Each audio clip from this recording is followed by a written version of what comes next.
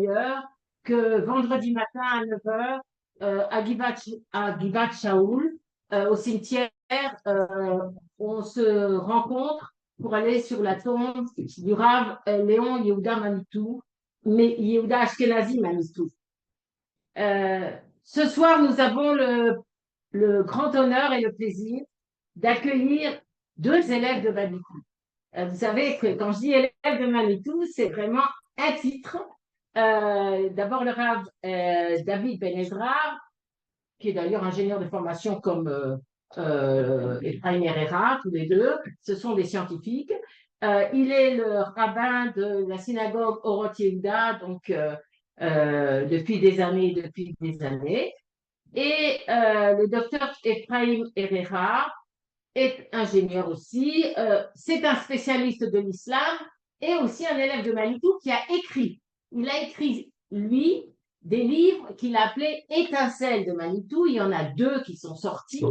Et nous attendons tous, avec une grande impatience, le troisième qu'on nous a promis pour la fin du mois de novembre. Voilà. Ce que je voulais dire maintenant, c'est que ce matin, par hasard, j'ai entendu en 2 minutes un philosophe français qui s'appelle Enthoven. Ah oui. Et ce Enthoven, il dit, voilà, bon, je suis juif, mais bon, j'ai un judaïsme sans aucun contenu de mon enfance. Bon, j'étais un juif de Sartre, c'est-à-dire que si quelqu'un était vraiment antisémite, je réagissais, mais maintenant, il dit depuis le 7 octobre, c'est curieux, mais je sens que le judaïsme, c'est quelque chose. Il y a un contenu, il y a un sens. Et maintenant, je voudrais, par rapport à ça, rappeler une phrase que disait Pierre Simsovic, il a dit au moins une fois, mais à mon avis, il l'a dit dans plusieurs cours. Il disait comme ça, mais nous, on a la chance d'avoir Manitou. Voilà. Et c'est ça que je voulais dire en introduction. Et le Rav Ben Ezra va nous parler d'un sujet qui est vraiment important, surtout pour tous les Juifs qui maintenant arrivent de France, pour qu'ils comprennent de quoi il s'agit. Torah Eretz Israël et Torah de Galout. Ce n'est pas la même Torah. Et le docteur Efraim Herrera va nous parler de morale et sainteté. C'est-à-dire, vous voyez, dans les deux cas, on est au cœur de l'enseignement de Manitou. Et je donne tout de suite la parole au Rav Ben Ezra. תודה רבה. ברשות מוריי ורבותיי. הרב יהודה האשכנזי, זכר צדיק לברכה, a mis à jour des notions essentielles de l'époque que Israël vit. Étant donné que le retour d'Israël sur sa terre a été diagnostiqué par les grands d'Israël comme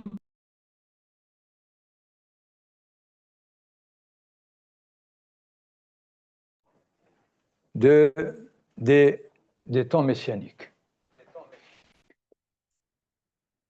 Des événements de ce genre, nous avons déjà l'expérience de la loi orale qui, elle aussi, se trouve en évolution, en formation nouvelle pour l'époque dans laquelle elle se trouve.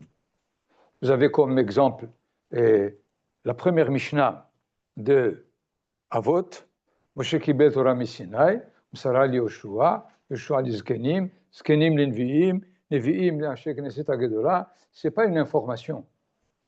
C'est pour nous dire que la Torah a été, selon l'époque, exprimée dans le langage qu'il fallait pour l'époque elle-même. Et dans ce sens, j'essaie d'expliquer cette différence entre la Torah de Eretz Israël et la Torah, même pas d'exil, mais de Chutz La'aretz. C'est-à-dire, quoi qu'il en soit, tant qu'il y a Eretz Israël, il y a un Chutz La'aretz. Il y a ceux qui sont en dehors, même s'ils se rapportent à la terre d'Israël, c'est à la Torah qui se dévoile, qui se développe en Israël, qu'il faut qu'il se réfère. Quelles sont les différences essentielles afin de bien comprendre qu'il ne s'agit pas, hasbi halila, d'entendre la Torah de Galout comme péjoratif. Mais la Torah orale, Torah Shebe'al Peh, elle est par définition la Torah qui est enseignée à la génération qui vit. C'est-à-dire qu'il faut que cette Torah réponde aux questions de la génération, et surtout en Israël, c'est une Torah qui doit unifier, une Torah qui divise, une Torah qui reste encore donnée à telle ou telle communauté ou tel courant, reste encore cette Torah de Galout, parce que en Galout, on était des courants, on n'était pas un peuple, et donc c'est normal que la Torah de Galout soit différente de la Torah de Eretz Israël. Un élément beaucoup plus important, c'est le fait que en Galout, la Torah s'adresse à l'individu, parce qu'il n'y a pas de nation. Alors que Israël, sur sa terre, doit avoir une Torah qui s'adresse à la nation et indirectement parle aussi à l'individu. Je prendrai comme peut-être image première le fait que aussi bien les sages du Talmud que les Mekoubalim ont enseigné qu'il y a différents niveaux d'études.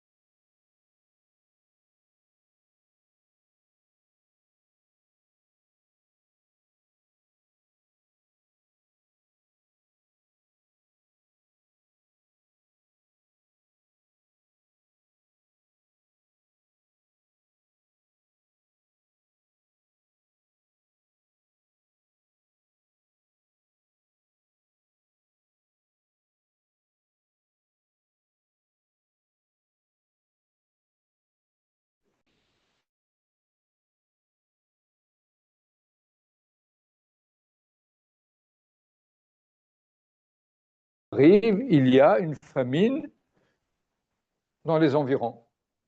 Quelle est sa réaction? Vayered Avram Mitzrayma, ki chaved hara'a ba'aretz. Et lisez de près Nachmanide, qui critique énormément Avraham Avinu d'avoir perdu, si on peut dire, sa émouna, sa confiance en Akadosh Baruch Hu. Comment? Quelqu'un qui est le prototype de la émouna, c'est à son propos que le mot émouna arrive dans la Torah. Vaya amen, bachem, vaya cheve halot tzedaka. Tout d'un coup, parce qu'il y a de la famine, alors il prend la tangente. C'est pas possible. Et finalement, Nachmanide le critique, surtout en plus qu'il met en danger aussi sa femme, et comme si il disait c'est une épreuve qu'il a eue, qui n'est pas du tout au niveau de sa, son shiur koma, si on peut dire, mais il ne le justifie pas. C'est un problème. Comment la Torah raconte une histoire qui fait que déjà, Avraham Avinu est devant nous comme quelqu'un qui n'arrive pas à se conduire selon ce qui est espéré de lui. Dans ce sens, il faut étudier le texte selon le Zohar de l'Ech Lecha. Et je l'ai pris pour prendre un exemple du fait que le Zohar va interpréter l'histoire de Avraham Avinu, dans ce cas-là, au niveau de la nation. Nachmanide le comprend au niveau de l'individu, et dans ce cas-là, il pense que c'est pas de cette façon qu'on se conduit. D'ailleurs, c'est pas le seul moment où Nachmanide et beaucoup de commentateurs critiquent Avraham Avinu lorsqu'il met dehors Hagar et Ishmaël, et ainsi de suite. C'est assez bizarre. Alors, je crois que le Rabbi Shimshon Raphaël Hirsch de nous dire, attention, la Torah nous raconte ce qui s'est passé. Et ne prenez pas les patriarches pour des superman ou pour des modèles au-delà des faiblesses humaines. Et c'est pour cela que la Torah raconte que même les grands rencontrent des difficultés, ils trébuchent. C'est d'ailleurs comme ça que j'essaie d'expliquer. Asara nisyonot itnasa Avraham Avinu ve'amad bekulam. Avraham Avinu a été éprouvé par 10 épreuves, ve'amad. C'est ve'amad, ve'zacha, ve'kana, ve'itzliah. Il y a beaucoup de termes. Amad. Amad, ça veut dire qu'il a trébuché, mais il s'est relevé immédiatement. Et c'est ce que le maître de la Mishnah essaie de nous expliquer. Mais voilà que le Zohar va nous mettre sur une piste complètement différente, évidemment en essayant de relier plusieurs textes. Le Zohar dit, avant le récit de la famine, qu'est-ce qui est dit à Avraham Avinu? Lech lecha ve'escha legoy gadol va'agader hashemecha ve'hiye beracha ve'nivrechu becha kol mishpechot ha'adama. C'est-à-dire, tu vas maintenant essayer de te remettre en relation avec toutes les familles de la terre.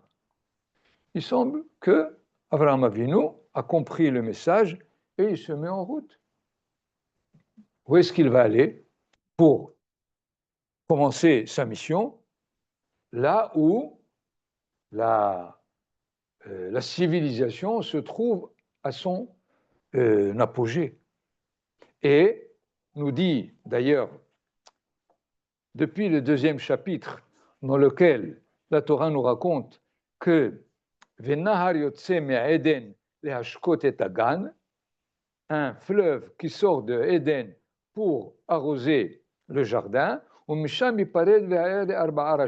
et de là il s'est divisé en 4 fleuves. Shema Ehad Pishon, ou Asovev et Kol Eretz Havila, et prenez immédiatement Rashi, Pishon Zenilus, c'est le Nil. C'est-à-dire le fleuve qui s'est divisé, il est immédiatement passé en Égypte. Et que dit la Torah dans notre paracha de l'Égypte? Kegan Adonai ke'eretz Mitzrayim. Essayez de vous imaginer qu'on donne à l'Égypte le titre de Gan Hashem, le jardin de Dieu. Comment on peut comprendre cette terminologie dans laquelle la Torah nous présente l'Égypte? Le Zohar nous dit qu'effectivement, ce premier fleuve, qui est le fleuve de la connaissance, est passé chez l'Égypte en premier lieu. Et c'est pour cela que, lorsque plus tard, on dira que Shlomo HaMelech avait une chokhma qui était supérieure à celle de l'Égypte. On ne dit pas à quelqu'un qui est un docteur qu'il est supérieur à la classe Kita Aleph. Certainement que l'Égypte était le prototype de la sagesse et Shlomo HaMelech était au-dessus. Donc, ce que veut nous dire le Zohar, c'est que Avraham Avinu, étant conscient de sa mission, il va la commencer là où c'est le plus difficile. Et c'est pour cela que Vayhi Ra'av Ba'aretz, ce n'était pas une famine de nourriture, mais c'était la famine comme nous le verrons par exemple chez Amos Nereli, il y aura des jours, lo ra'av lalehem velo tzama lamayim ki'im lidvar Hashem. Donc cette famine, nous dit le Zohar, c'est la famine qui a pris toute la terre, qui finalement ressent le manque de présence divine dans le monde, alors qu'elle est investie de toute la sagesse possible. Et donc il y a là une tension énorme que Abraham Avinu va immédiatement se mettre en route. Donc ce n'est pas dans un manque de confiance du fait que Akadosh Baruch Hu lui donnera ce dont il a besoin en cas de famine, mais c'est cette famine que le monde est pris dans cette famine et pour laquelle il attend celui qui va essayer de le sortir de là. Et dans ce sens, le Zohar nous conduit sur un niveau d'étude qui n'a rien à faire avec la critique de Nachmanide. Cet exemple-là peut être multiplié sur toute la Torah. Vous pouvez prendre tous les récits de la Torah qui, au niveau individuel, sont à la limite d'une banalité totale. Sans rentrer dans les détails, prenez par exemple le récit de Yosef avec la femme de Potiphar. Ça veut dire quoi? Ça veut nous enseigner quoi? Au niveau individuel, au maximum, de nous dire qu'il y a des tensions, il y a des tendances pour un jeune de 18 ans ou de 23 ans, et finalement, vous voyez combien il a la force de tenir, de ne pas faire ce que cette femme de Potiphar essaye de l'entraîner. Vous comprenez avec moi que c'est vraiment Kita Aleph. C'est une Torah de Galout, peut-être. C'est la Torah de Galout. La Galout ne peut apprendre que ça. Alors que la Torah de Eretz Israël nous apprend autre chose. Je vous invite et je vous laisse là à réfléchir lorsque la Torah a raconté l'avant de Yosef qui, à la fin du chapitre 37, il arrive maintenant chez Potiphar. Et immédiatement, on nous dit tout le récit, le chapitre 38, sur Yehuda et Tamar. Le chapitre 39 reprend Yosef. Ve Yosef Hurad Mitzrayma. Et Rashi, évidemment, comme tous les commentateurs, nous disent que Hoser la'inyan arishon et la Shehifsik. Il s'est arrêté pour nous raconter le récit de Yehuda. Mais ça explique quoi? Rashi est obligé de prendre le Midrash pour nous dire Ismoch ma'ase ishto shel Potiphar le ma'ase Tamar, afin de nous mettre une sorte de parallélisme entre l'histoire de Yosef avec Potiphar, la femme de Potiphar, et Yehuda avec Tamar. En quoi? Lomar lecha, mazo leshem shamayim, avzo leshem shamayim. Traduit, de la même façon que Tamar a fait ce qu'elle a fait, les Shem Shamayim, la femme de Potiphar aussi a fait les Shem Shamayim. Donc je vous laisse le texte et de savoir comment la femme de Potiphar pense prendre. Et Rashi essaye un peu de nous donner une, si je peux dire, une sorte d'optalgine pour nous calmer. Parce qu'elle a vu dans l'astrologie, la femme de Potiphar, qu'elle va avoir une descendance, une postérité de Yosef. Mais elle n'a pas su si c'est d'elle. Et finalement, où est le Shem Shamayim? Donc, il s'agit maintenant juste de reprendre le Zohar et de reprendre comment est-ce qu'il explique le Leshem Shamaïm. Comprenez donc ce que j'ai essayé de dire, ce que Haravi Yehuda Ashkenazi Manitou a, dans tout ce qu'il a écrit, il a insisté sur le fait qu'il faut maintenant lire la Torah comme Torah Eret Israël. C'est de cette façon qu'on peut faire à ce que notre génération soit vraiment une génération qui va mériter d'être le début de ces temps messianiques. Mais si jamais on reste à étudier la Torah comme en galoute, on va se trouver en défaut, on va peut-être, et j'espère que non, rater l'occasion qui nous est donnée de démarrer les temps messianiques. Je terminerai par la Gemara qui a fait la critique de Hizkiya Amelech. Hizkiya Amelech, qui était à peu près 100 et quelques années, 150 années avant la destruction du premier temple, la Gemara nous dit qu'Akadosh Baruch Hu a voulu faire de Hizkiya le Mashiach et de Sanheriv, le roi de Ashur, il a voulu faire Gog et Magog et immédiatement ouvrir l'histoire sur les temps messianiques. Mais il ne l'a pas fait. Pourquoi? Parce que Lo Amar Shira. Qu'est-ce que c'est Lo Amar Shira? Il n'a pas pris un violon, commencé à chanter. Pas ça. C'est-à-dire il n'a pas loué. Ah, il n'a pas loué, il faut dire Lo Shibeya ou Lo Amar Halel. Mais Lo Amar Shira, c'est un terme très très spécifique. Quel est finalement le moment où Am Israël après le Kriyat Yamsouf a fait Shira, Dvorah a fait Shira, David Amelech a fait Shira, quel est finalement le dénominateur commun de celui qui fait la Shira? C'est qu'il considère que l'événement qui vient de se passer est un événement important pour l'histoire d'Israël. Avec cet événement, on avance dans l'histoire d'Israël.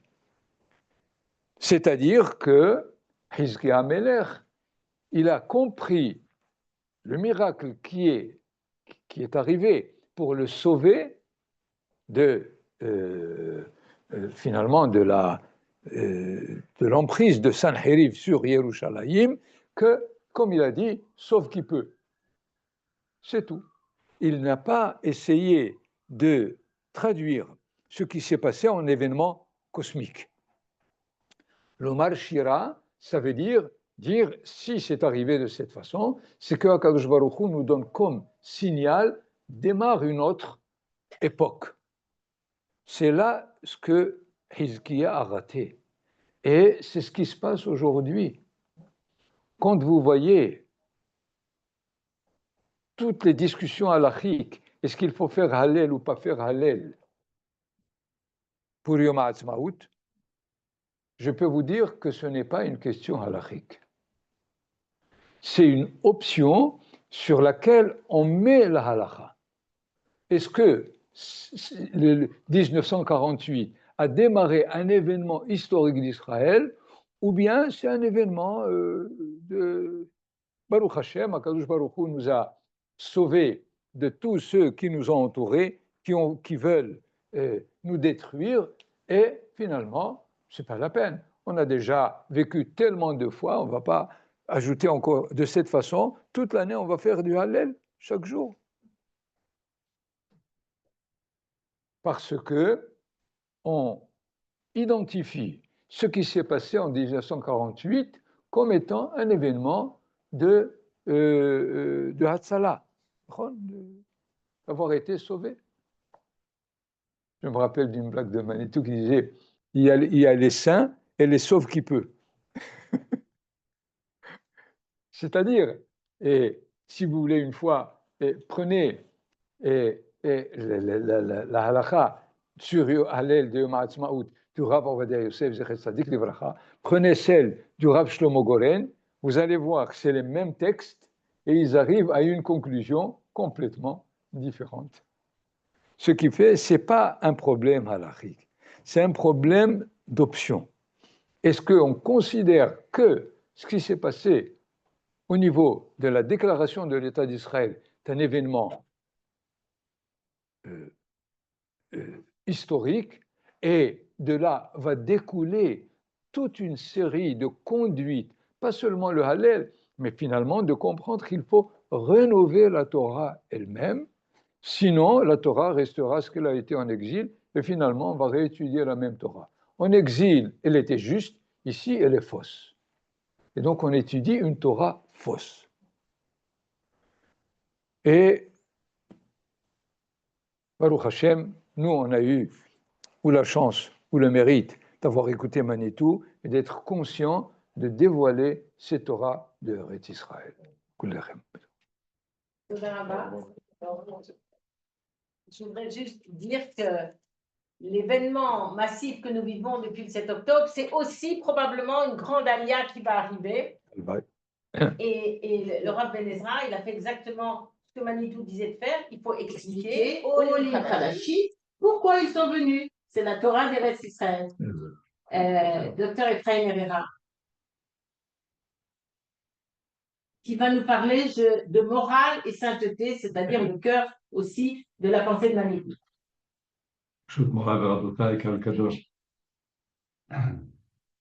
Je vais commencer par citer un court extrait d'un cours de Manitou et que j'ai mis au début du livre qui va sortir. Je lis. Pour ceux qui m'écoutent depuis longtemps, vous savez qu'au fond, je ne dis que cela. Chacun a une chose à dire dans sa vie. Il est probable que pour moi, pour l'enseignement que j'ai reçu et que j'ai à transmettre, c'est que la société d'Israël n'a d'identité et de vérité que dans cette proposition. 2 points.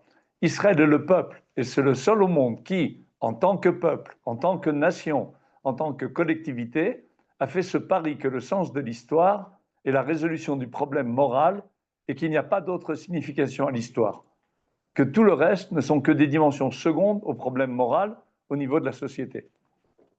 Donc on rejoint directement ce qu'a dit le Rav Ben Ezra, où Manitou nous met directement la Torah. Ce n'est pas une religion.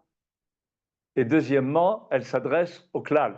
Et ensuite, nous, en tant qu'individus, à la communauté, à la société. Et le projet est un projet moral au niveau national, avec une ouverture vers les autres dimensions, on va en parler. Mais Brigitte m'avait demandé en introduction, mais c'est quoi la morale? Parce qu'il y en a qui sont sûrs de la détenir.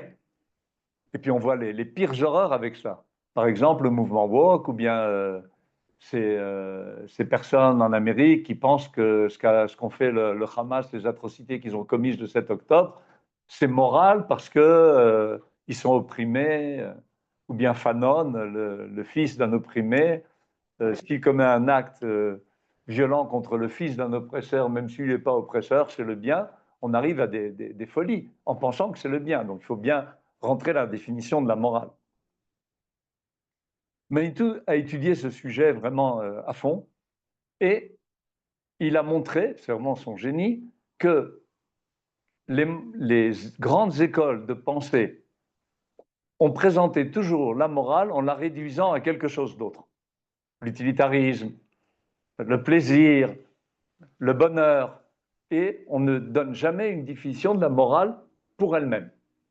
Et il a rajouté une deuxième question qui préoccupe les philosophes et qui ne donnent pas de réponse adéquate, c'est le problème de à quoi sert le temps. On a un temps, on vit, on est dans le temps, et à quoi ça sert? Alors il y a différentes thèses, c'est l'ennui. C'est l'ennui, alors on va occuper le temps. À quoi on va l'occuper? Il rappelait Épicure avec la thèse, on va faire des choses intellectuelles. C'est beau. Voilà. Et alors Manitou disait, oui, on tue le temps. Il dit, il n'y a pas de pire crime que de tuer le temps. C'est vraiment exactement ça. Manitou, en se basant sur la Kabbalah, il a réussi à montrer une différence fondamentale entre la Torah et toutes ces écoles. Fondamentale. Et la base, elle est on n'est pas, N apostrophe, on n'est pas, on est en devenir. Pour toutes les écoles philosophiques, ils supposent qu'on est déjà.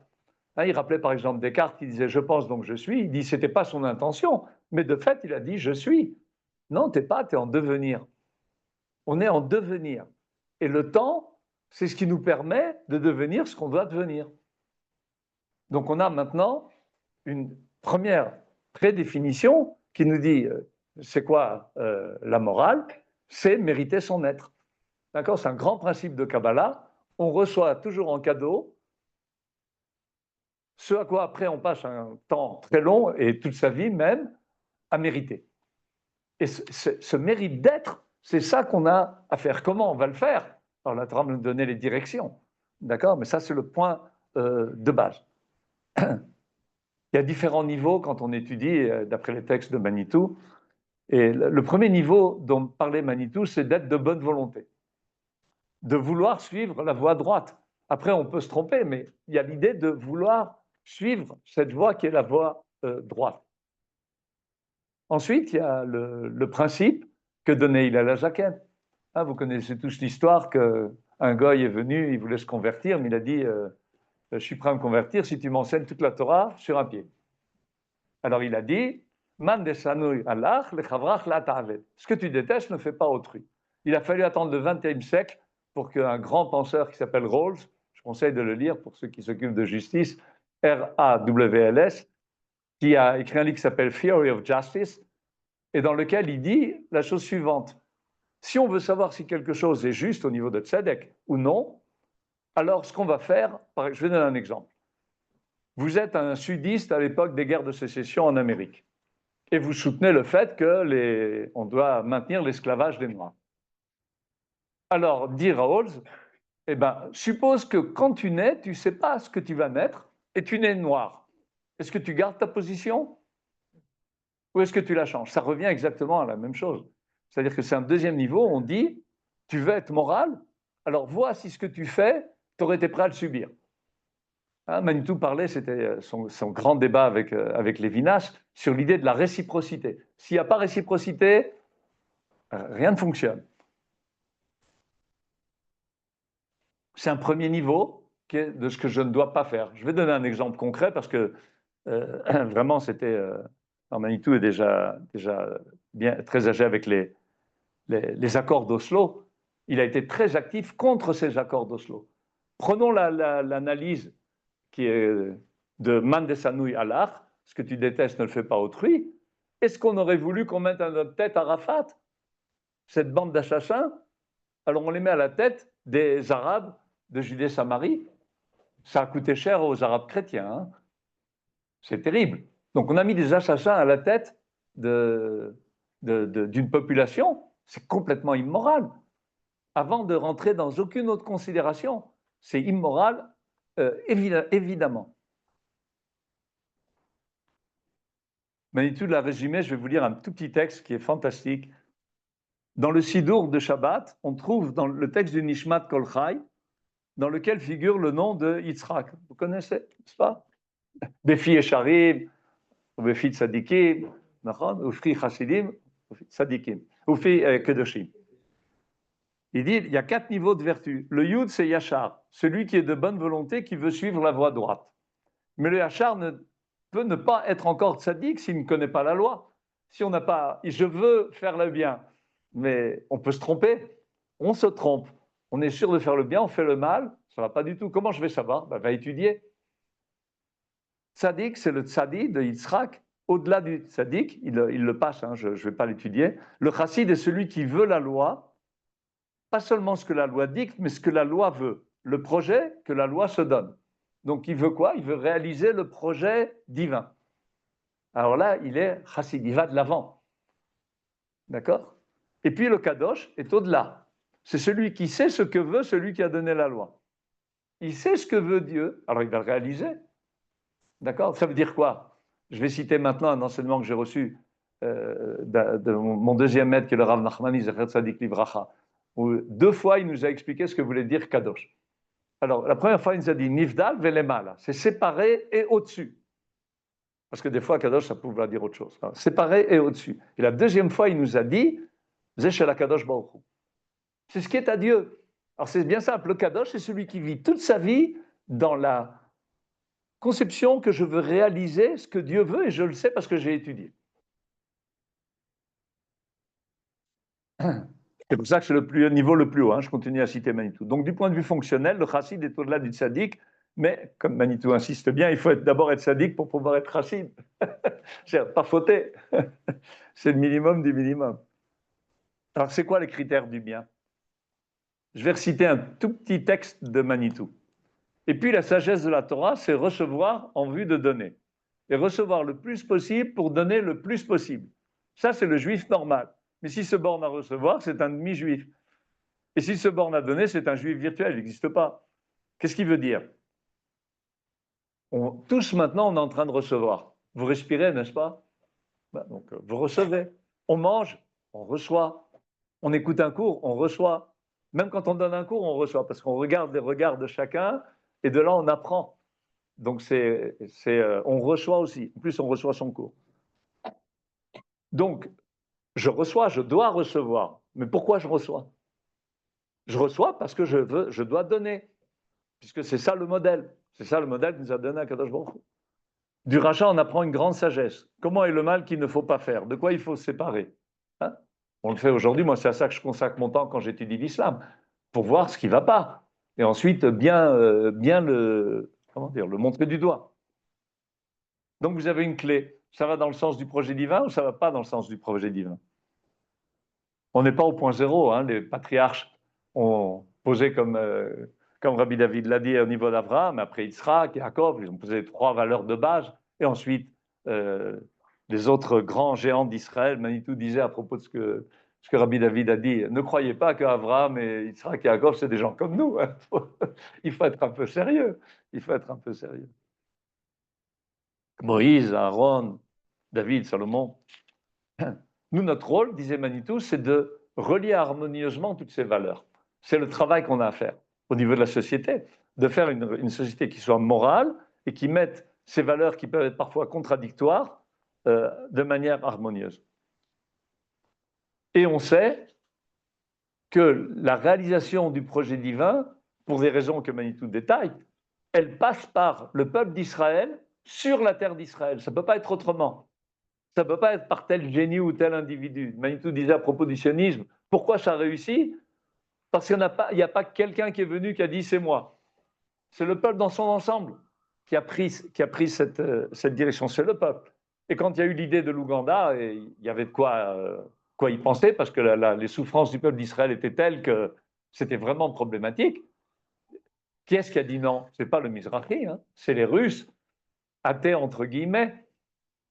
Ils avaient ce que Manitou appelle la Kedusha Tivit, la sainteté naturelle. C'était à l'intérieur, built-in. Ça, c'est fondamental. Il dit que c'est le grand enseignement qu'il a reçu du Rav Tzvi Yehuda Zatzal. Prenez un exemple, le sionisme. Herzl, qu'est-ce qu'il fait? Il dit, c'est quoi le problème aujourd'hui du peuple d'Israël? On est en train de se faire massacrer. Le projet ne va pas pouvoir se faire. Il faut sauver le peuple. Eh bien, il fait la chose qu'il faut faire. À ce moment-là, il a toute la Shgacha qui travaille. Et puis, par un miracle impensable, on est aujourd'hui des millions en Israël. On ne les compte pas, hein, Loïs Safer.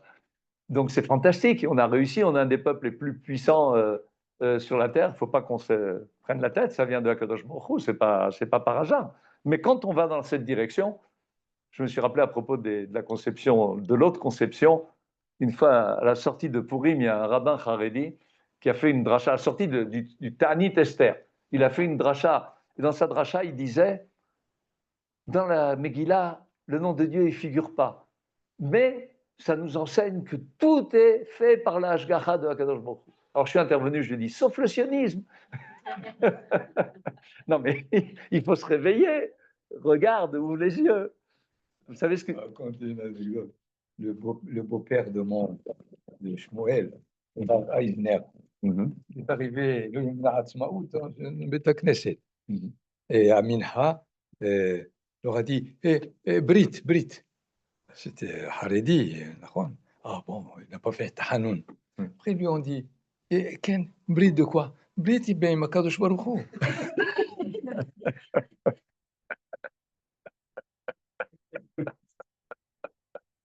Aïe, aïe, aïe. C'est un travail difficile. Hein, il en a parlé, le Rabbi David en a parlé hier, mais ce n'est pas uniquement pour les sages d'Israël, c'est un travail pour nous tous. Chacun avec son génie propre, avec toutes les manières d'être d'Israël. Manitou nous mettait en garde de ne pas prendre pour tout l'ensemble du peuple d'Israël le modèle de la tribu de Lévi. En plus, si c'est un modèle faussé de la tribu de Lévi. Il y a 12 tribus qui sont 13. Et en plus, on a le travail dont a parlé Rabbi David. Il faut intégrer les génies des nations desquelles on vient. Manitou, il disait, quand il y a un juif marocain et un juif polonais qui se disputent, c'est le marocain et le polonais qui se disputent. Les juifs, ils ne se disputent pas. Et il racontait que quand il est arrivé en France la première fois, il a rencontré un rabbin ashkénaze. Il dit, c'est la première fois que j'ai vu un rabbin rond. Il dit, c'est pas possible. Et puis il dit, au bout de 10 minutes, on a ouvert une page de Torah et puis on a commencé à étudier ensemble. Et puis c'était comme si on s'était vu hier alors qu'on se connaissait pas depuis, va savoir combien de temps. Le principe de base, il est clair parce qu'on pourrait dire, attends, c'est compliqué, comment on va arriver? Quand c'est faux, on le sait. Je vais vous donner le Ramban, il en parle, Nachmanide, on parle de Versita Yachar. Le Nachmanide explique dans la Torah, il dit, c'est quoi Versita Yachar? Comment tu vas savoir? Il dit, parce que la Torah, elle ne peut pas te donner tous les cas. Étudie la Torah, tu vas apprendre les principes, et de ces principes, tu vas voir. Je vais vous donner un exemple, je me suis battu, mais vraiment battu à une quinzaine d'années avec des rabbins charedim, y compris des dayanim, à propos de la Shemitah, où il dit Shemitah qui ilchata. C'est quoi Shemitah chez ilchata? On achète chez le Hamas. Ça peut rentrer dans la tête de quelqu'un que Akadosh Baruch Hu nous dit allez acheter chez des assassins, et c'est ça la halacha? C'est pas possible. C'est pas possible. J'ai pas besoin d'ouvrir aucun livre. Rien. Il n'y a rien besoin. C'est immoral à la base. Et maintenant, on en a vu les résultats. À qui ils ont donné leur argent? Un autre grand principe à propos de la morale, c'est le principe que donne le Rav Kook, qui s'est rapporté dans Olat Areia. La fin ne justifie pas les moyens. Kadesh urchatz. Kadesh, tu as un travail à faire pour arriver à cette Gdusha. Urchatz, vérifie bien que tes mains elles sont propres au niveau théorique. Et après, rochza, avant d'agir, encore une fois. 2 fois. Ça doit être moral. Donc si on voit des actions immorales, on sait que ça ne va pas. On sait que c'est faux. Et on parlait de sainteté naturelle. Manitou disait, seuls les enfants d'Israël peuvent recevoir la Torah parce qu'ils sont déjà moraux. Sur quoi il se base, à mon avis, sur le Midrash qui figure dans Yitro, où Dieu est allé voir toutes les nations. Hein, ce n'est pas uniquement une partie de toutes les nations, en leur demandant, vous voulez la Torah? Et qu'est-ce qu'ils ont dit? Il y en a un qui a dit, il y a écrit Lotirsar, je ne peux pas. Il y en a un qui a dit Lotiknov, je ne peux pas. Il y en a un qui a dit Lotinaf, je ne peux pas, etc. Qu'est-ce que ça veut dire? Ils n'ont pas accepté la morale. Quoi, tu veux une société dans laquelle on ne tue pas? Ben, je ne suis pas d'accord.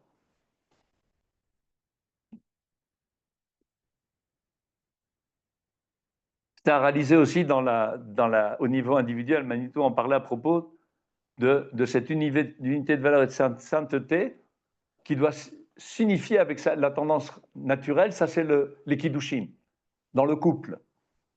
Dans le couple. Et celui qui, comme Manitou disait, il avait une blague et le sérieux, mais les deux, c'est la même chose. Il disait, quand est-ce qu'on sait que le mariage est réussi? C'est quand un homme dit à sa femme qu'elle cuisine mieux que sa mère. Pas sa mère à la femme, hein, sa mère à lui. Et en fait, il disait, je veux ce que l'autre veut dans le couple. Je veux ce que l'autre veut. Et ça, c'est le modèle, parce que je veux ce que Dieu veut. Et les deux vont faire ça. Alors, donc on passe de la morale à la sainteté. À ce moment-là, peut se réaliser le but de la Torah. Une fois, le Rav Cherki avait dit, si on devait la résumer la Torah en 2 phrases, ce serait Bereshit bara Elohim et hashamayim vet haaretz ve'asu li mikdash ve'shachanti betocham. Parce que contrairement aux autres religions où on s'élève vers Dieu et on disparaît, on se fond dans la divinité, en Israël, on veut que Dieu puisse résider parmi nous. Mais pour qu'il puisse résider sans qu'on meure, il faut qu'on soit d'abord moraux et ensuite Kedoshim, parce qu'on veut ce que lui veut. Donc voilà, je crois que c'est des points en très très résumé, parce que tu m'as demandé de faire de la haute voltige, de parler en 1/4 d'heure, 20 minutes sur sur un sujet si sérieux, je vous renvoie au cours de Manitou.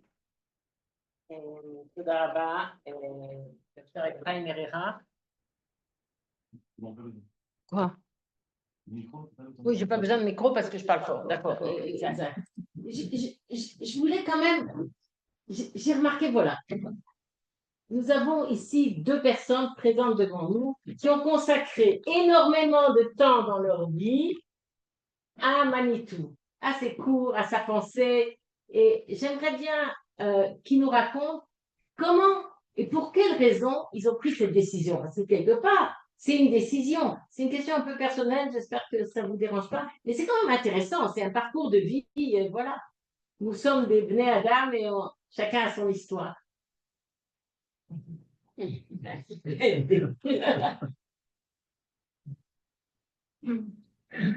Manitou disait, celui qui a la bonne question, il a la réponse. D'accord? D'accord? Moi, je sais pas. Manitou, c'est la Torah. C'est la Torah. C'est une Torah multimillénaire qu'il a reçue de maîtres incroyables. Son père, son beau-père, les rabbins Mekoubalim du Maroc, Jacob Gordin, et derrière Jacob Gordin, les Mekoubalim et les grands maîtres d'Ashkenaz, et d'autres. Il a réussi de manière géniale à prendre toute cette Torah et à nous la transmettre, comme a dit Rabbi David, en Torah orale, qui prend tout cet héritage multimillénaire et l'exprime dans un langage actuel et qui traite des problèmes actuels et qui s'y mesure. D'accord? C'est fondamental. Où on peut trouver ça ailleurs? Hein? D'accord? Donc, c'est une fois qu'on voit ça, moi, j'en ai pris conscience quand j'ai eu la chance pendant des mois d'être avec Manitou quand il a écrit son article sur la Shoah. D'accord? On enregistrait, j'écrivais, je lui ramenais, etc. J'ai vu comment il se mesurait aux choses, aux différentes thèses, comment il a essayé d'expliquer avec finesse, mais en se basant sur toute la Torah qu'il connaissait et sans faire aucun compromis. Parce que c'est la Torah, on ne peut pas. Ce qu'il a reçu, il le transmet avec son génie propre. Et il donne des réponses qui sont des réponses hébraïques, qui sont des réponses du klal d'Israël, pertinentes pour aujourd'hui, avec des directions. C'est fondamental. Autre point incroyable, c'est qu'il donne des clés hyper importantes, qui nous permettent ensuite de prendre, nous, les textes, et de s'y mesurer, ou de prendre les différentes théories qui sont face à nous et de nous y mesurer. Ça, c'est des points fondamentaux. Dernière chose, ça c'est, on était à table à Hebron, je vais rappeler maintenant, mettre nos condoléances à Yosef Sharvit. Et donc on a fait un Shabbat de Ashkara de Manitou, et il y avait le Rav Cherki qui m'a dit, Ephraim, parle. J'ai dit ce que je vais dire. Puis j'ai comme ça, une étincelle qui m'est venue, et j'ai dit, Manitou, il m'a enseigné des principes pour reconnaître un bon cours de Torah. Qu'est-ce qu'un vrai cours de Torah? Et j'ai dit, critère tout simple. Premièrement, est-ce qu'il parle du klal ou du prat? De celui qui explique. S'il ne parle pas du klal, ça ne m'intéresse pas. Ça ne va pas. Il peut parler du prat aussi, mais s'il ne parle pas du klal, ça ne va pas. Est-ce que c'est pertinent pour aujourd'hui, à savoir ce qui est dit maintenant? Est-ce qu'il pouvait le dire aussi à 50 ans et à 100 ans? Ben non. Sinon, ça ne m'est pas utile. Et ce n'est pas ça, ce n'est pas le travail. Et puis après, Armand Abécassis a rajouté un point qui est fondamental. Si vous avez un cours où il n'y a pas d'humour, c'est que ce n'est pas sérieux. Parce que ça veut dire que le maître s'est pris au sérieux au lieu de prendre les valeurs au sérieux. Je crois que je l'ai déjà dit dans l'une des soirées à Merkaz Begin, et lorsque j'ai rencontré pour la première fois Manitou. J'étais à Orsay, promotion 18, et tout au long de l'année, il y avait des cours du Atlan, de Moses, de tous les élèves de Manitou. Et on m'a dit que c'était les élèves Manitou qui, je ne connais pas. Mais à la fin de l'année, il y avait un séminaire de 3 jours, et Manitou a donné 3 cours. Baruch Hashem, moi, je venais de Meknes, du Maroc, bien plein. J'avais déjà des maîtres, Rabbi Yosef Meshach, Rabbi Baruch Toledano, j'ai étudié. Mais le cours qu'il a donné sur Caïn et Hevel m'a ouvert, mamash, un monde différent de tout ce que j'ai étudié. Alors que jusqu'à présent, ce que j'ai étudié au niveau des événements, c'est passé. Manito a expliqué, c'est actuel. Et donc, toute la Torah est renouvelée immédiatement. Tu abordes la Torah dans un monde, dans une optique, dans un but, pas seulement dans dans un récit qui finalement nous donne certainement des valeurs morales, des façons de se conduire, de nous mettre en garde, mais est-ce que ça me concerne? À part les mitzvot évidemment qui nous concernent, mais les récits, on ne s'est jamais senti concerné. Et je termine par sa formule, je crois, qu'il dit de Yaakov Gordin, le lecteur, c'est l'acteur. C'est le principe d'étude de la Torah. Si on ne sait pas comment je me retrouve dans cette histoire en train d'agir, comment j'aurais réagi, finalement, la Torah devient une suite d'histoires, tout simplement. Et c'est pour cela que j'ai pensé que c'est là où il faut maintenant s'attacher et se mettre à étudier grâce à la première dracha de Manitou. On va permettre aux gens de poser des questions. Moi je voudrais en poser une parce que par rapport à ce qui a été dit tout à l'heure. Le clan et le prat. Mais le postmodernisme, c'est que l'individu. Et qu'est-ce qu'on fait par rapport à ça, justement? C'est flagrant. L'individu, c'est pas seulement en diaspora. Cette notion de mettre l'accent que sur l'individu, elle est rentrée, elle a imprégné le public israélien, on n'en a même pas conscience d'ailleurs. Et qu'est-ce qu'on fait par rapport à ça? C'est moi qui commence. Oh, je ne sais rien. Comme vous voulez. Quand tu soulèves ce point, je crois qu'il y a un enseignement de Manitou qui donne une clé fondamentale. Il dit, à peu près à ce mon langage à moi, parce que je ne cite pas exactement, si on parle des droits de l'homme sans parler des devoirs de l'homme, alors c'est catastrophique à la base. C'est-à-dire que le fondement d'une idée où c'est la personne qui est le roi et ce qu'elle veut ou ce dont elle a envie, c'est ça qui va définir le bien, c'est une catastrophe. Donc on a cette clé des devoirs. Alors on va poser la question, c'est quoi les devoirs de l'homme? D'accord? Et donc à ce moment-là, on peut commencer à étudier en détail ce que dit le postmodernisme, il faut l'étudier sérieusement. Manitou disait, on ne peut pas rentrer dans une discussion si on n'est pas capable de légitimer la position de l'autre. Donc on va essayer de voir en quoi c'est positif, qu'est-ce qu'ils ont voulu, pour ceux qui pensent bien, en bien, hein, parce qu'il y en a, c'est pas forcément tous. Et puis, à ce moment-là, sur cette base, sur cette compréhension profonde, alors se mesurer avec nos outils, on les connaît, on peut prendre un crible, passer point par point sur le postmodernisme ou sur l'islam, d'accord, avec leur conception, voir en quoi on pourrait dire effectivement et dire en quoi ça ne va pas. Par exemple, ici, avec l'idée des degrés. Ou bien l'idée d'un individu en refusant le clan. Manitou rappelait une bra qui est citée deux fois, hein, et disons une fois dans Avodah Zarah, où les nations arrivent au moment du jugement, Beir Bouvia. Ils arrivent ensemble. Non. Ils arrivent nation par nation. Parce qu'il y a des nations, on est après 5700 ans en plus, alors on va voir chaque nation et on va vérifier ce qu'elles ont à dire, pas des mélanges comme ça. Et ça, c'est fondamental. Et comment on les juge? Aux critères de comment elles ont contribué au projet. C'est-à-dire, en quoi elles ont servi Israël. C'est ça que ça veut dire. En quoi vous avez contribué à la réalisation du projet divin pour son monde. Et c'est là-dessus que ça va. Donc, on peut juger toutes les idéologies, y compris celles qu'on vit maintenant, d'après ces critères. En quoi elles servent le projet et en quoi elles sont contraires à. Je viens voir.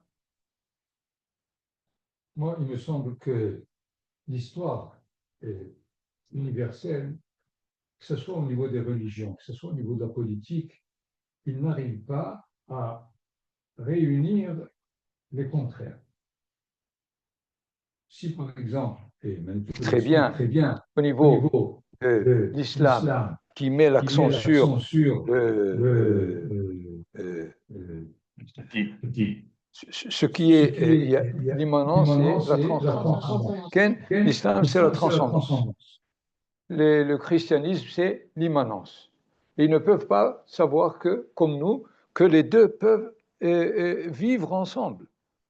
On le dit chaque matin, Kadosh, Kadosh, Kadosh Hashem Tsebaot, c'est tout ce qu'on peut éloigner, mais comment ça se passe? Et il me semble maintenant, au niveau du postmodernisme, c'est que le monde a passé des guerres. Les guerres avaient comme base le nationalisme. Et finalement, ce que l'humanité conclut, l'humanisme, le nationalisme, c'est le groupe, c'est la nation, je n'en veux pas. L'essentiel, c'est l'individu. Et alors, il passe à l'autre extrémité. Mais finalement, il ne sait pas que maintenant, il va y avoir d'autres écueils et d'autres catastrophes. Et finalement, la Torah veut nous dire et le klal et le prat. C'est, me semble, ce qui se passe au niveau des différentes théories et systèmes philosophiques ou structuralistes dans les différentes époques. Qui ont déjà des racines chrétiennes, avec ni grec, ni juif, ni homme, ni femme. On le vit vraiment. Il y a des questions ici. Peut-être qu'il y a aussi des questions de Zoom aussi. Il faut peut-être demander. Quelqu'un a des questions à poser? Moi, j'ai une question. Premièrement, une remarque, Ephraim, c'était assez intéressant parce que tu disais que la Torah de Manitou, c'est une Torah sérieuse et tu l'as dit avec un grand sourire et en rigolant. Donc, c'était vraiment Manitou. Moi, depuis que vous avez parlé, donc Rav Ben Ezra, vous avez parlé de Torah Taklal, Torah Tapra, Torah d'Eretz Israël, la Torah d'en dehors d'Israël. Et Ephraim, tu as parlé de moralité. Et moi, je me disais, mais c'est pas possible. Il y a un éléphant là dans la chambre, il faut en parler. Comment c'est possible que justement cette Torah qui est tellement importante du klal, on a du mal à la faire avancer, c'est-à-dire que les enseignements de Manitou, on a du mal à les faire avancer, et surtout sur des gens qui sont les Talmidei Chachamim.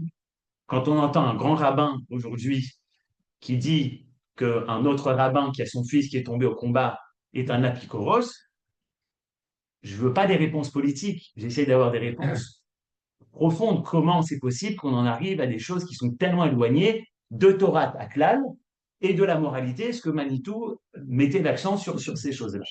J'ai rappelé. Désolé, mais pour moi, c'est actuel. Hein, vous avez dit qu'il faut parler d'actualité, c'était ce matin. Hein. J'ai rappelé à Rabbi David l'introduction du Tiferet Israël du Maharal, où il disait pourquoi le premier Beth Mikdash a été détruit. Et il rappelle une Gemara dans Nedarim qui dit c'est parce que les sages de l'époque ne disaient pas la bracha sur la Torah.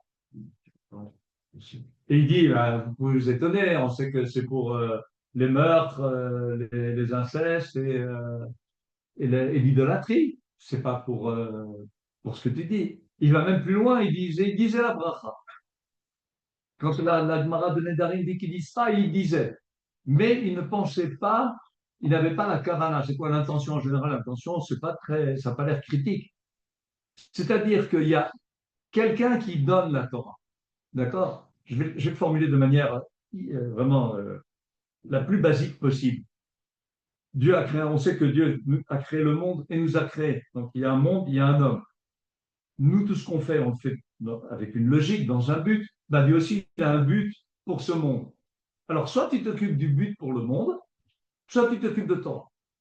Et le Maharal vient, il dit, en fait, il dit Ve'od, Manitou nous avait dit, chaque fois qu'il y a marqué Ve'od, dans le Maharal, ça veut dire que c'est une nouvelle dimension qui t'ouvre. Il dit, En Ahava Leshnaim, tu ne peux pas aimer deux à la fois. Soit tu aimes Dieu, soit tu aimes la Torah. Si tu commences à aimer la Torah, alors, et pas Dieu qui a donné la Torah, pas son projet, mais la sagesse qui est immense dans la Torah, et tu peux être un très grand dans la sagesse de la Torah, mais tu oublies qu'il y a un projet que Dieu te donne et qu'avec la Torah, elle t'éclaire pour comment le réaliser, à ce moment-là, tu amènes la destruction du temple. Donc, tu as une explication claire du Maharal déjà au début du XVIIe siècle qui te dit, attention, tu peux être un grand dans la Torah si tu oublies ce qu'il veut, alors ça ne va pas du tout. Vu qu'il a parlé de Torah Teres Israël, je vais rappeler une histoire que je ne raconte pas. Une fois, à 10 heures du soir, le Rav Nachmani me dit Ephraim, viens. Il habitait Ramoth. Je viens, moi, qu'est-ce que je veux faire? Mon rabbin, il me dit de venir, je viens. Il y avait 3 grands Mekoubalim là-bas. Qu'est-ce que je fais ici, moi? Puis il parle, on discute. Je ne comprends pas tout. Hein. Et puis alors, sur la situation et de ce qu'il faut faire, et les problèmes avec la Torah dans la société et tout. Et puis d'un coup, le Rav Nachmani se tourne vers moi, il me dit Ephraim, Meshchalagi. Il me dit qu'est-ce que tu as à dire? Je dis, au lieu d'accuser ceux qu'on appelle les Chilonim, il faudrait peut-être qu'on se regarde à nous-mêmes. Et puis je lui dis, et regardez là maintenant, il y a tout un parti qui s'associe avec les accords d'Oslo. Ils ne s'y opposent pas ouvertement. Vous ne l'avez pas appris dans la Kabbalah, la valeur de la terre d'Israël. Alors il y a un des grands Mekoubalim, il dit, oui, mais il y a Rav Ovadia Yosef. Alors je l'ai regardé, j'ai dit, de qui tu crains? Dieu ou le Rav Ovadia? Et puis le Rav Nachmani, il a fait un grand sourire.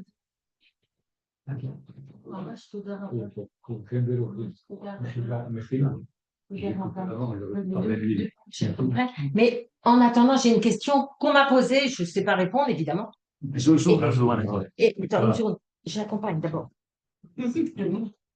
Mesdames, Messieurs sur le Zoom, si vous avez des questions, voilà, on permet d'ouvrir les micros. Vous pouvez poser votre question. Bonsoir. Vos questions. Bonsoir, Johan, c'est Onel Ashkenazi à l'appareil.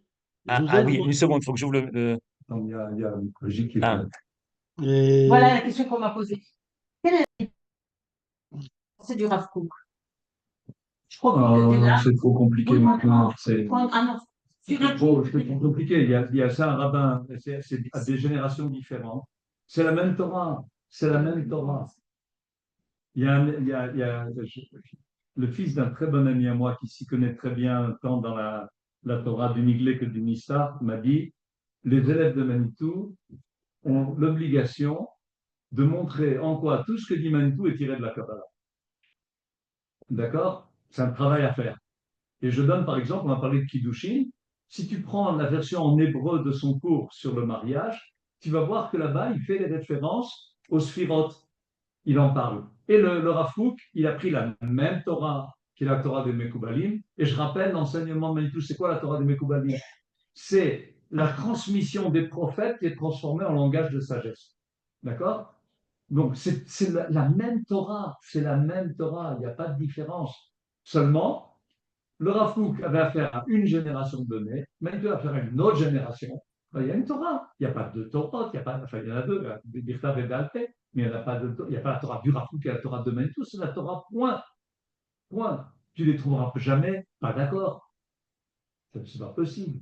Ce n'est pas possible que ce soit comme ça. C'est obligé que ça aille dans le même sens. Après, on peut rentrer dans les détails. Alors, oui, je crois que c'est Chaim Onel. Oui, bonsoir. Je vais demander une question au Rav David. Je vois qu'il est parti. Il est parti. Vous avez que Rabbi Ephraim. On peut arrêter les questions. Alors, peut-être que Ephraim pourra répondre. Le Rambam, il demande une question. Pourquoi Kadosh Baruch Hu Bachar be'Avraham? Et chez Noach, il y a écrit Noach ish tzadik tamim. אבל אצל אברהם, כשהוא עולה על במת ההיסטוריה, הוא לא מופיע שום שם תואר, לא מופיע שום דבר בעצם. אז השאלה של הרמב"ם בעצם היא צודקת, מכיוון מה התכונות של אברהם שהוא בונה בעצם את האומה הישראלית. D'abord, il faut reprendre la Torah au niveau de ce qui est écrit. Quand vous dites que la Torah ne dit pas quelle est la Ma'ala d'Abraham, alors vous avez sauté un... D'accord? Pour qu'il transmette, je vais le dire tout de suite en français, pour qu'il transmette à ses enfants d'appliquer la tzedaka et le mishpat. Je ne vais pas traduire, mais disons la voie droite, la justice. Donc ça, c'est la caractéristique d'Abraham. Il y a un cours de Manitou sur ce point. C'est pas Abraham qui choisit Dieu. Il avait une critique sur l'enseignement qui est rapporté de manière fausse sur un midrash avec Abraham jeune qui cherche. Il dit c'est pas possible qu'il n'y ait pas de propriétaire à ce château. Et il va, il cherche. La version fausse, c'est dit il trouve Dieu. Non, c'est Dieu qui le trouve. Et Manitou disait il n'y a peut-être pas de verset comme ça, mais s'il n'existait pas, il faudrait qu'il existe. Et puis finalement, vous le dites tous les jours dans Vaïvarer David, toujours, que c'est Dieu qui a choisi Abraham, mais parce qu'Abraham a fait déjà toutes les étapes qu'il fallait et qu'il était prêt à être celui qui va justement faire cette tzedaka et ce mishpat, donc la morale dont j'ai parlé, c'est lui qui est prêt à ça. C'est un nouvel homme. En tant que nouvel homme, Manitou disait il veut chercher, c'est quoi être. Abraham c'est écrit aussi une deuxième chose, Mitalech lifnei Elohim. Ça veut dire quoi? Devant Dieu.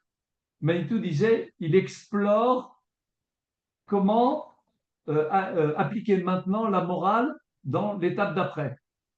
Donc on est exactement là. Mais pour Noach, alors c'est la morale maintenant. On ne passe pas à l'étape d'après. Et bien attention, hein, il faut dire toujours avec Noach, moi je le dis toujours. Imaginez qu'il y ait toute la population du monde et il y en a un seul qui réussit à sauver toute cette population.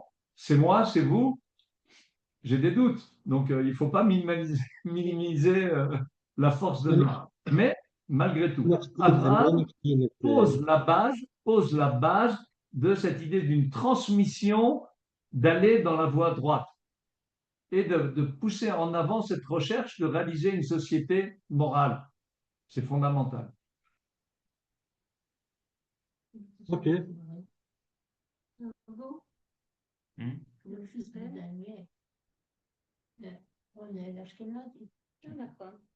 Je voudrais poser une question.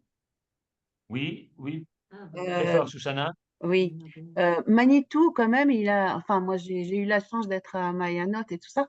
Manitou, il a quand même eu son heure où il était, on va dire, la Torah du Prat, il était chez Haredi, comme le Rav Ben Ezra, a dit quand il est venu du Maroc, il avait cette Torah-là, et quand il a connu Manitou, il a eu une autre Torah. C'est parce que le srout qu'il a eu, Manitou, d'avoir appris du Rav Kook et tout ça.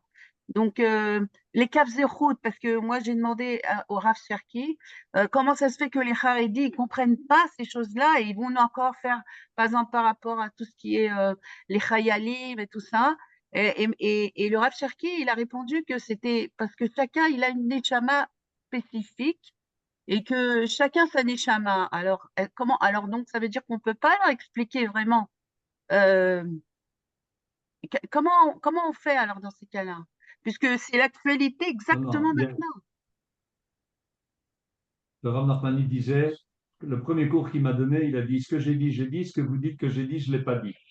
Je serais très étonné que le Rav Cherki ait dit que les personnes sont déterminées. Ce qui veut dire, à mon avis, dans l'idée de chacun à sa neshama, il y a ils ont une tendance à l'étude. Ayant une tendance à l'étude, alors ils vont favoriser l'étude face à autre chose. Mais on a le libre arbitre. Et quand on étudie vraiment, il suffit d'ouvrir ce que j'ai dit sur le Maharal pour voir que ça ne va pas. Et puis on étudie la halakha, et puis on prend le Rambam, Ilchot Melachim ou Milchemotehem, ça veut dire c'est les lois qui s'appliquent aux rois et à leur guerre. Et il distingue entre une Milchemet Mitzvah et une Milchemet Reshut, celle qui est obligatoire parce qu'on est attaqué, d'une Milchama qui dit on prévoit l'attaque et on fait une offensive. Et quand on est attaqué vraiment, à ce moment-là, tout le monde doit y aller. Tout le monde. Indépendamment de tout. Et ils le savent. Le problème, il est que ce changement, cette échouva qui est nécessaire, elle coûte très cher. C'est très difficile parce qu'il s'agit d'une communauté. Et Manitou rappelait un autre élément qui est très important sur ce sujet. Il disait à propos du sionisme, il dit, ils sont fidèles à leur rabbin. Hein, c'est Monat Rachamim, ils sont fidèles à leur rabbin, mais les rabbins vivaient à une autre génération. Maintenant, on est une génération où on voit que Israël fleurit, donc, et qu'on est venu de plus de 100 pays et qu'on arrive à vivre ensemble, ce qu'aucun autre peuple n'arrive à faire. Regardez ce qui se passe en France et en Belgique avec les musulmans qui arrivent chez eux. Nous, ici, tous les juifs qui venons de plus de 100 pays, on arrive à vivre harmonieusement ici. Donc, c'est quelque chose d'énorme. Peut-être que les rabbins auxquels ils sont fidèles, ils auraient dit autrement aujourd'hui. On ne fait pas parler les morts. Il y a des principes dans la Torah. Maintenant, une fois que ça a réussi, eh ben, on voit que c'est Yad Hashem. Celui qui ne veut pas voir, il se bouche les yeux. À ce moment-là, il faut en discuter et il faut enlever absolument l'argument d'autorité. C'est quoi l'argument d'autorité? C'est moi qui ai raison parce que mon rabbin qui est plus grand que le tien, il a dit A. Et ton rabbin qui est moins grand que le mien, il a dit B, mais moi je vais faire A parce que mon rabbin est plus grand que le tien. C'est jamais un argument. Jamais été un argument dans la Torah. Ushma emet mipi amara, écoute la vérité de celui qui l'a dit. Et on a vu des élèves qui ont parlé devant leur maître parce que Torah Yves et l'ilmod anusrichim. C'est la Torah, on doit étudier. C'est pour ça que par exemple le Maharal critique le Ramban. C'est clair. Donc il y a un gros travail à faire, mais la solution, elle est Be'ahava. Il faut le faire avec amour, en les considérant comme des fils d'Israël exactement comme nous, mais on n'a pas le droit de les laisser dire du mal des Juifs. Vous prenez le Chotle Israël d'aujourd'hui, celui qui dit du mal d'un Talmid Chacham, il fait partie d'une liste de gens, c'est pas gai pour eux. On n'a pas le droit de laisser passer. Il y avait un rabbin son corps était gardé, Rabbi Lazare, son corps avait été gardé par sa femme, il ne s'était pas putréfié du tout, sauf un petit verre qu'il avait dans l'oreille. Alors, il lui est apparu en songe à sa femme, il dit, une fois j'ai entendu quelqu'un qui a dit du mal d'un Talmid Chacham et je n'ai pas suffisamment protesté. Alors, il faut protester haut et fort contre ceux qui traitent les Talmidei Chachamim d'apikorsim, encore plus quand ce sont des parents qui ont perdu leur fils à la guerre. Bernard Helga, une question? Tu avais une question? Oui, j'ai bien compris, c'est surtout le Rav Pérez, mais ce que Une question, oui, ma question, c'est la transition entre la Torah de Galout vers la Torah d'Eretz Israël. Qu'est-ce qu'on doit faire de tout ce bagage? Est-ce qu'il faut l'abandonner, le passer par perte et profit, ou est-ce qu'il y a possibilité de le recycler d'une manière On a le deux. Recycler, ça c'est un mot qui D'abord, Rabbi David a dit qu'il y a des mitzvot. Quand tu apprends les 39 mélachot de Shabbat, elles restent les 39 mélachot. D'accord? Elles ne bougent pas. Donc, tu as des domaines immenses de la Torah qui, eux, ne bougent pas. Mais l'idée, elle est, nous sommes dans une nouvelle époque. Manitou parlait du malheur, du juste de la génération d'avant. Il vit un malheur. C'est catastrophique pour lui. Parce que sa Torah ne s'applique plus. Il avait raison à son époque. Maintenant, il y a une nouvelle époque. Donc, il faut réviser, surtout quand il y a des changements très profonds. Comme maintenant, on est passé d'individus dispersés dans des petites communautés, on se retrouve un peuple entier sur sa terre. Donc, on passe à l'étape d'après. Il faut tout relire à ce niveau. Est-ce que les autres s'annulent? Non. Ils ne s'annulent pas, mais il faut les relire différemment. Et il faut commencer à étudier comment on répond aux questions de notre temps, et la question principale, c'est au niveau du clan. Je donne un exemple. Tu prends la tzedaka, d'accord? Tu as des Chod tzedaka, hein, il y a un livre entier du Rambam dessus. Mais aujourd'hui, tu dis, tu sais quoi, je vais faire le Bitoach Leumi. Et si quelqu'un a une grave maladie, on va s'en occuper. Le peuple dans son ensemble s'en occupe et il ne paye pas. C'est fantastique. En Amérique, si ça t'arrive et que tu n'es pas assuré, ben voilà. En Chine, si tu n'as pas 1 an de salaire d'avance, tu ne peux pas rentrer à l'hôpital. Quelque chose qui ne va pas. Tu as fait une tzedaka au niveau national. Ce n'est pas encore la perfection, mais c'est fantastique. D'accord? Tu te dis, attends, je suis ici. Il y a tu étais en Galoute, il y avait le Paris qui venait pour te taper dessus, là. en Ukraine ou en Russie, ils se tapent dessus maintenant eux, mais avant, ils nous tapaient à nous dessus. Et on s'est défendu comme on a pu, mais maintenant, il faut une armée. Le Rav Bibas, qui était le maître du Rav El-Kalai, qui était le maître du grand-père de Herzl, il dit, il enseigne comme ça rapporté dans Minkrat Yehuda du Rav El-Kalai, qui est un des précurseurs du sionisme. Il dit, il faut monter une armée, parce qu'en tant que peuple, on doit se défendre. Non seulement on doit se défendre, mais on doit prendre cette terre des Turcs. D'accord? Donc c'est autre chose. À ce moment-là, tu dois ouvrir ton livre et dire, attends, comment je fais une armée qui soit comme il faut, qui soit morale? Et tout d'un coup, tu rentres dans la morale de l'armée et on t'amène une morale postmoderne qui fait que nos soldats meurent parce qu'ils n'ont pas tiré sur quelqu'un qui s'était approché. Alors, il faut s'en occuper de ces questions.